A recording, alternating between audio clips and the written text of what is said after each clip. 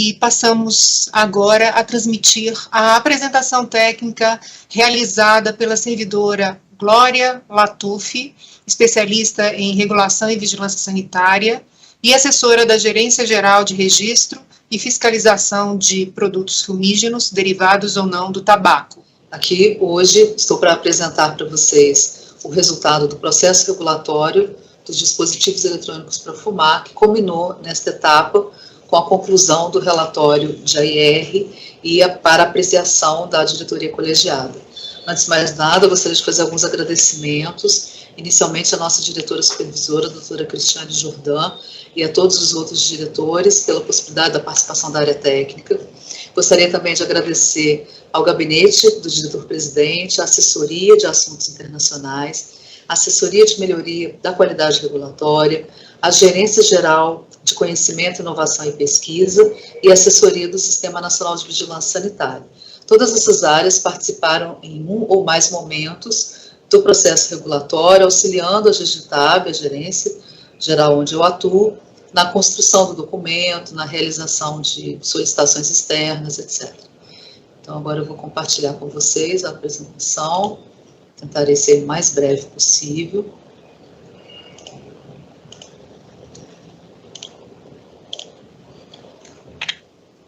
O processo regulatório dos dispositivos eletrônicos para fumar foi formalmente estabelecido, aberto, em 2019, através da publicação do TAP. Aconteceram 2 audiências públicas. Em 2020, a avaliação dessas evidências recebidas nas audiências foram concluídas pela Fundação Oswaldo Cruz em Brasília. Posteriormente, tivemos a contratação de revisões sistemáticas e pareceres independentes pela Anvisa. Em 2021, realizamos consultas dirigidas para o setor regulado, Sistema Nacional de Vigilância Sanitária e pesquisadores.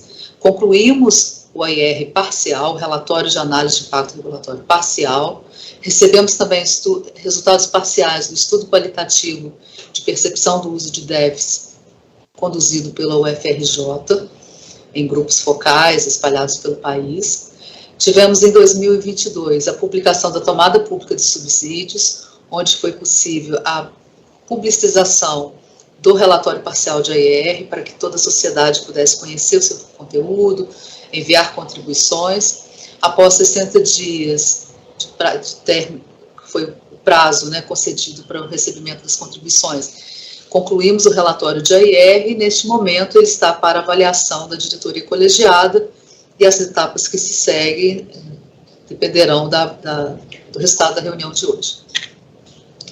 O TAP, então, publicado em 4 de junho de 2019, aproximadamente 3 anos e 1 mês atrás, o que denota o rigor, o tempo que foi necessário para a elaboração, para a coleta de todas essas evidências. Então, a gente acredita tecnicamente que o processo está maduro para a tomada de decisão. As etapas foram conduzidas em conjunto com a assessoria de regulação da Anvisa, fizemos oficinas, a adequação do relatório de AIR foi avaliada frente ao decreto 10.411 de 2020 e demais normativas da Anvisa, e a conclusão foi que o AIR está aderente, está adequado em relação às exigências dessas normativas. As 2 audiências públicas tiveram ampla participação da sociedade, foi ainda no período presencial, pré-pandemia. As evidências apresentadas foram avaliadas pela Fiocruz, como eu disse.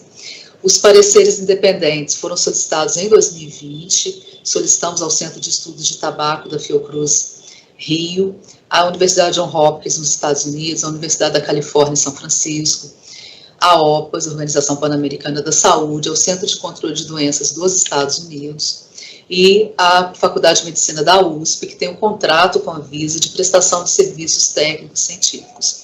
Foram encomendadas 10 revisões sistemáticas à USP, que versaram sobre tipos de dispositivos eletrônicos para fumar, toxicidade, impactos à saúde, segurança, prevalência, iniciação, cessação, produtos de tabaco aquecido, uma meta-análise das prevalências encontradas no estudo específico de prevalência e o impacto possível impacto desses dispositivos frente à pandemia de Covid-19.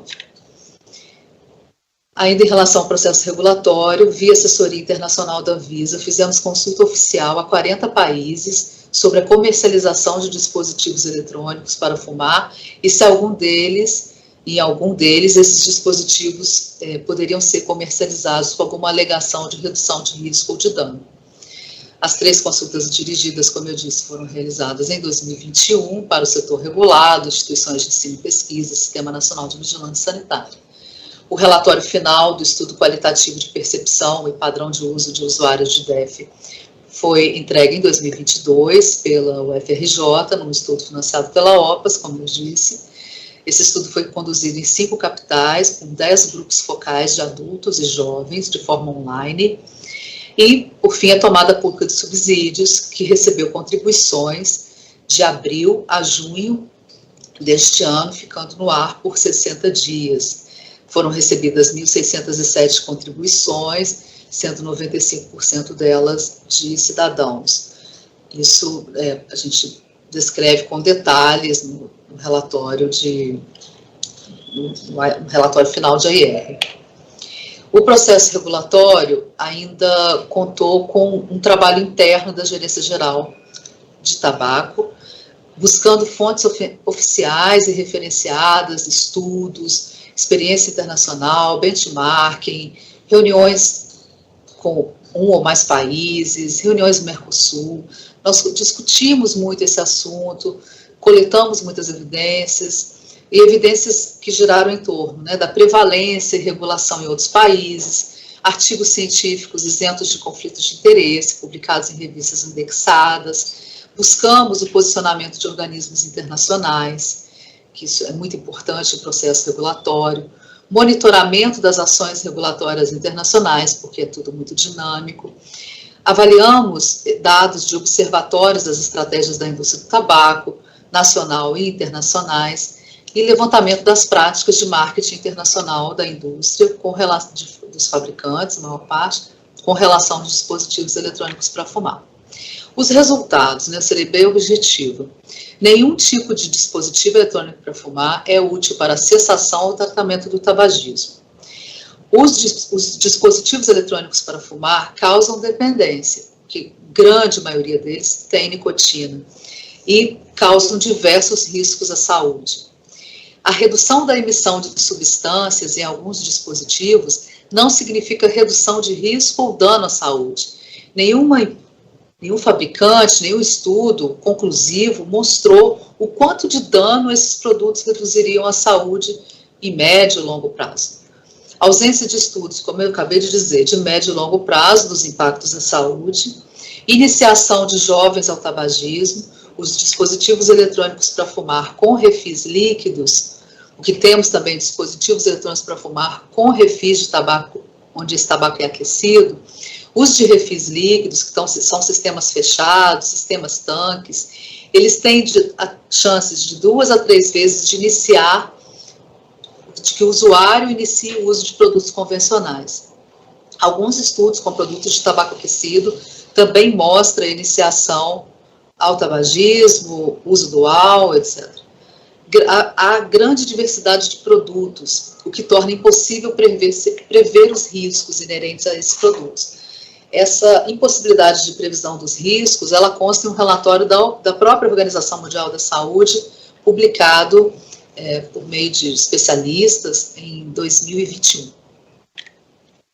O uso dual de dispositivos eletrônicos para fumar e produtos convencionais. O que seria esse uso dual? A pessoa inicia o uso de produtos, às vezes ela já usa produtos convencionais, inicia o uso de dispositivos eletrônicos para fumar e não migra ou cessa nenhum dispositivo. Ela continua usando de forma dupla, hora um, hora outro, a depender do local onde esteja, das suas intenções de uso, dos seus perfis de uso.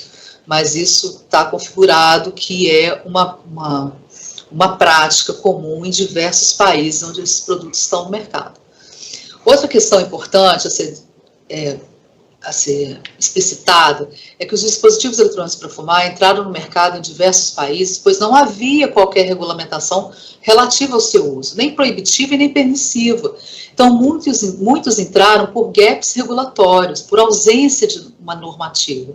Então, não é o fato de um produto estar em tantos países que caracteriza que ele foi avaliado pela autoridade sanitária.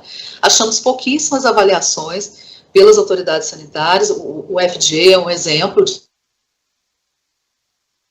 publica isso em seus sites, mas mesmo esses países que publicam esses relatórios, eles contêm uma série de lacunas, uma série de dúvidas ainda sobre esses produtos a longo prazo, o que eles podem causar, a presença de substâncias que nem existem nos cigarros convencionais, às vezes aparecem nesses dispositivos, e não se sabe as consequências da exposição àquelas substâncias. Então, mesmo países onde houve aprovação, quando a gente vai ler o documento, a gente acha uma série de questões não respondidas. Então, isso está mais detalhado no relatório de AIR, disponível já no relatório prévio e no relatório final, que será disponibilizado posteriormente.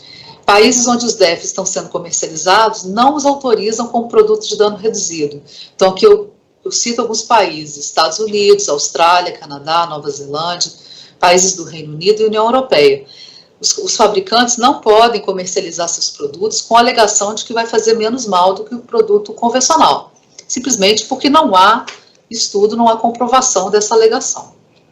A autorização de comercialização de cigarros eletrônicos com refis líquidos e daqueles com refis de tabaco aquecido pelo FDA, como eu disse, ocorreu diante de informações ainda desconhecidas relativas aos produtos, algumas conhecidas, outras desconhecidas. A prevalência de uso dos DEFs no Brasil não está descontrolada, porque é uma questão que apareceu tanto na TPS quanto anteriormente, apareceu na mídia, como se o produto tivesse disponível para todos, e de forma descontrolada, e não é bem isso que as evidências de prevalência mostram, vocês verão a seguir. Em relação aos produtos, existe comprovação de risco de explosões, envenenamentos de alguns tipos de DEF. Estudo realizado no Brasil demonstra que os usuários não têm uma percepção de risco correta sobre os produtos, se sentem atraídos pelos aditivos de aroma, sabor, e não se acham fumantes, eles se acham vapers. Foi criado esse termo, esse verbo vapear, e as pessoas se apropriam disso e tentam descolar essa questão do tabagismo, do vício, da dependência. Ações de marketing são destinadas a públicos jovens e a mostrar que os produtos são uma alternativa menos danosa, o que não é comprovado pela ciência. Há a renormalização do ato de fumar, com maior aceitação social e uso indevido em locais fechados. Estes são os principais resultados. Em relação à diversidade de produtos, eu apresento para vocês aqui um gráfico retirado da página do FDA. Até fevereiro de 2021, eles tinham recebido 58 mil pedidos de registro de cigarros eletrônicos com refis líquidos de nicotina. Esse número, até março de 2022, passou de 6.680.000. Então, aquela questão da diversidade já apontada pela OMS, ela pode ser vista aqui na prática. E também na Holanda, estudos avaliaram cigarros eletrônicos disponíveis no mercado e a quantidade de aditivos, de aroma, de sabor que esses produtos teriam. Então, mais de 20 mil líquidos e 250 flavorizantes, aditivos únicos. Então, a quantidade, a diversidade de formulações, ela realmente impossibilita, não há estudo para tudo isso, nem aqui, nem no mundo, nem nos países onde foram registrados. E aqui a prevalência no Brasil, que saiu muito na mídia, o produto está aí, está sendo usado. Aqui são os dados oficiais das pesquisas de prevalência. A pesquisa da Fiocruz de 2015, a pesquisa ITC em 2017, do IBOP 2018, a PNS 2019, a PENSE 2019. São pesquisas, as pesquisas que vocês percebem no gráfico na parte inferior, são as pesquisas com índices nacionais. Então, o índice nacional mais recente, dentre essas pesquisas, é o de 2019, com o valor de 0,64. Em relação aos valores superiores de 2,33, 2,54, 2,24, são pesquisas do Vigitel. Essas pesquisas, elas são realizadas nas capitais do Brasil. Então, a gente não pode extrapolar para o Brasil como um todo. E a pesquisa da Pense, né, que é uma pesquisa unicamente com público escolar, nacional, mas com público escolar, é de uso de cigarro eletrônico de cerca de 2,8. E a pesquisa saiu recentemente, não está nesse gráfico, esse gráfico é um gráfico que foi retirado do site do INCA, então a fonte é uma fonte oficial, Instituto Nacional do Câncer, está no AIR final, e também avaliamos a questão da Covitel 2022, foi uma pesquisa realizada por telefone em diversas cidades, e a prevalência que foi informada, que seria 20% de usuários utilizando os cigarros eletrônicos, e esse número não está correto. O número nacional é cerca de 2,5% de prevalência, e quando a gente faz um recorte para um público mais jovem, a gente percebe um índice um pouco maior, mas bem menor do que o que foi divulgado assim que o estudo foi lançado. Maiores dados estão disponíveis no relatório de AIR, com todos esses recortes, esses detalhes, esse percentual. O que eu quero dizer com tudo isso é que o uso de DEFs no Brasil não está descontrolado. Esse produto não está no mercado de uma forma capilarizada em todas as cidades, em todos os locais, em todos os pontos comerciais, não está. E isso também fica claro quando a gente vê a prevalência de uso de cigarros eletrônicos entre jovens no mundo, assim, aqui com parênteses, entre aqueles países os quais divulgam pesquisas nacionais. Então, a gente percebe a posição do Brasil em relação a jovens, com 2,8% de jovens entre 13 e 17 anos que usam de forma corrente cigarros eletrônicos. Isso tem que ser combatido, sim, mas não está descontrolado como alegam pessoas que defendem a regularização desses produtos. Aqui, em relação à prevalência do uso de cigarros eletrônicos entre adultos, a gente pode ver também que é 0,2%, então é um recorte aí. Em relação aos produtos de tabaco aquecido, esses produtos entraram no mercado em 2015, 2014, 2015. Então, a maior parte das pesquisas de prevalência não os consideram em seus questionários. Então, muitas vezes, nós não sabemos o que acontece. Nós, planeta, né, vários países. E agora que os questionários estão sendo atualizados, estão sendo checados, mas mesmo assim, a maior é em relação a cigarros eletrônicos com refis líquidos. Entretanto, trazemos aqui algumas informações que também estão presentes no AIR, no relatório de AIR parcial, que é a questão dos produtos de tabaco aquecido no Japão. Foi um dos primeiros países que autorizou a comercialização desse produto.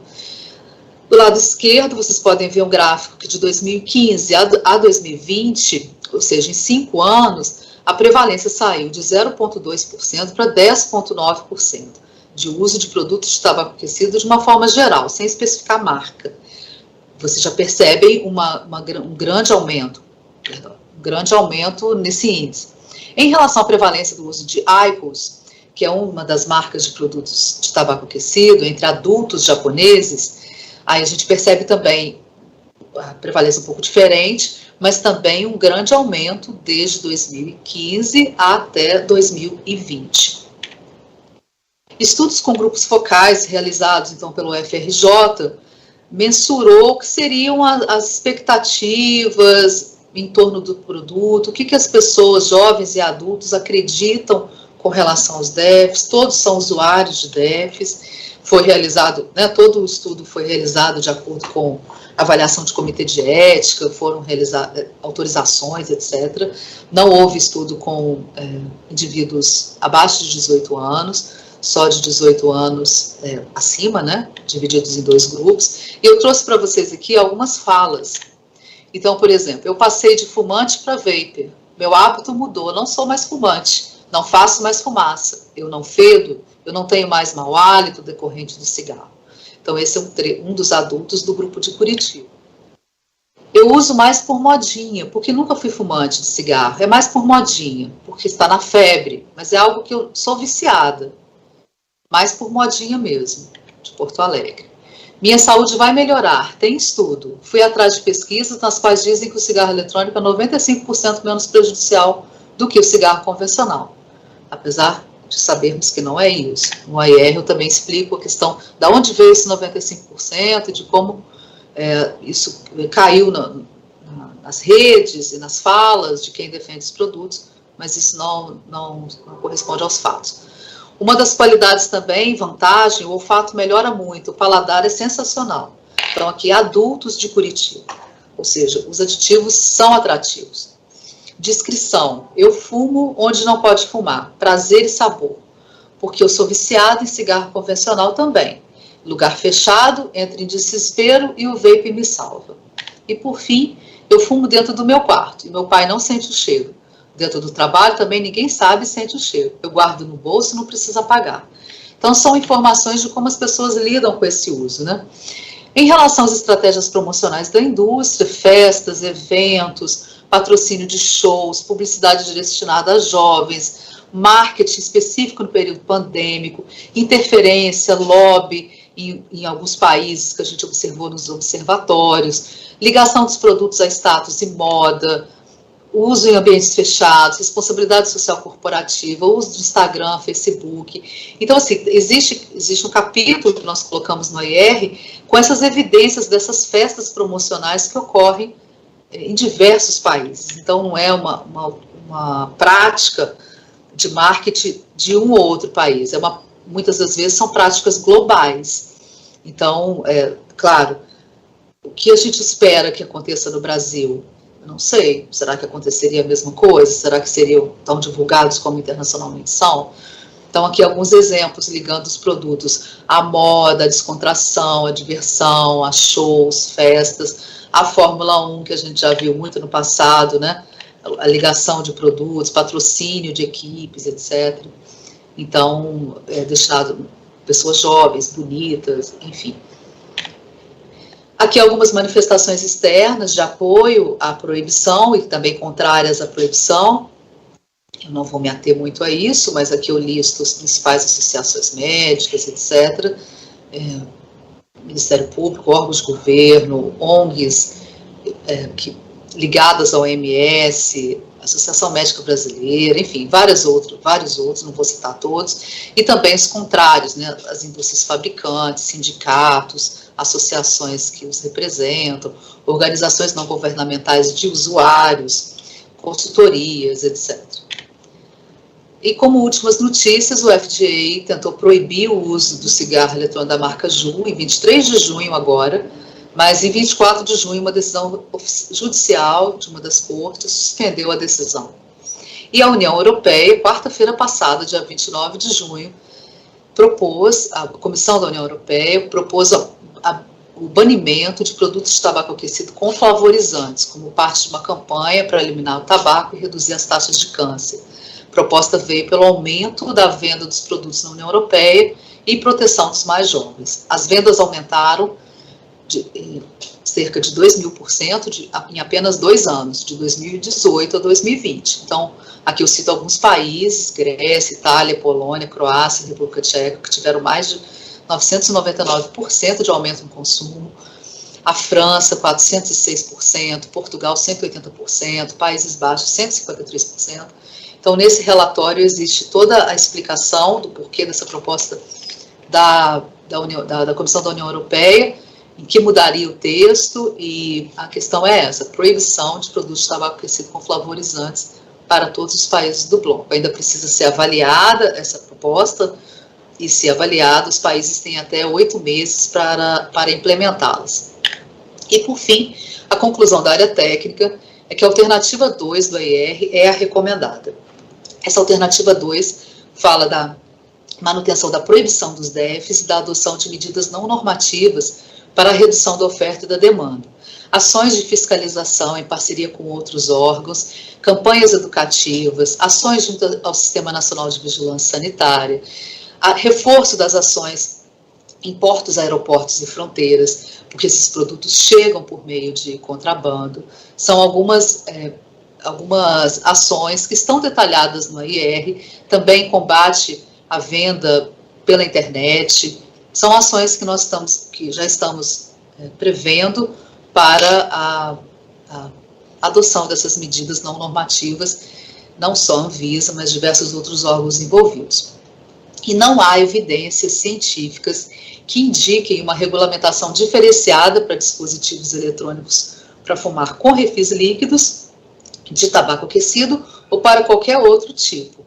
Então, a alternativa 2, que é a recomendada, ela indica a manutenção da proibição dos DEFs, como é hoje na RDC 46 de 2009, para todos os tipos de DEF. Agradeço mais uma vez ao espaço e passo a palavra para a coordenação da reunião.